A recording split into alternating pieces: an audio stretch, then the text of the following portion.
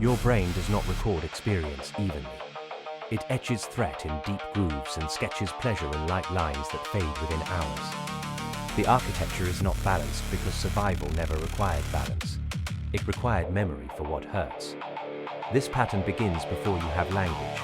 A child who is struck once learns the hand faster than the child who is held 100 times learns love. The nervous system forms around vigilance first. Safety is assumed only after danger has been catalogued, memorized, and stored in the body as a permanent instruction. The first lesson is always threat. It appears in the ordinary moments. A colleague does not reply to your email, and your mind generates 3 scenarios, all hostile. Someone passes you without a greeting, and you audit your last 6 interactions for the offense. A room falls silent after you speak, and you do not consider that they are thinking. You assume they are judging. The brain treats ambiguity as a threat until proven otherwise, and it never waits for proof. It writes the ending before the story begins. The cost is paid in connection. You interrogate a partner's tone until intimacy becomes interrogation. You withdraw from a friend because you interpreted a delayed response as abandonment. You keep secrets from people who have never betrayed you because disclosure feels like exposure.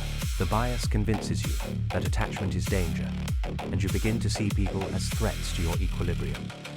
You are safest alone, and alone is where the bias feeds. It shrinks your life. You decline the opportunity because the sting of failure feels more real than the possibility of success. You stay in the job that numbs you because the unknown feels like predation. You avoid the conversation that could heal the rift because confrontation guarantees a loss you can already taste. Every risk is weighed against a catastrophic loss that exists only in anticipation. The map of your life grows smaller as you redraw the boundaries to avoid imagined cliffs. You are already deciding this is about other people. That thought is the mechanism shielding itself from recognition.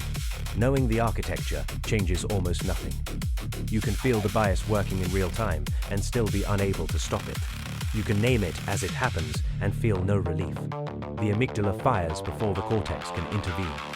The body reacts while the mind is still forming sentences to explain why. You are not a rational animal. You are a frightened one that learned to speak, and speech is slower than fear.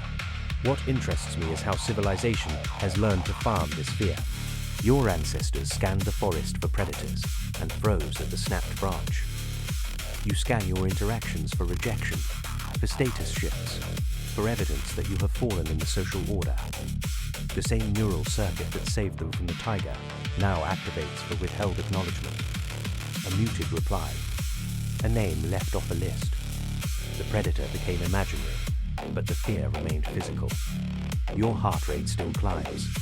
Your sleep still breaks.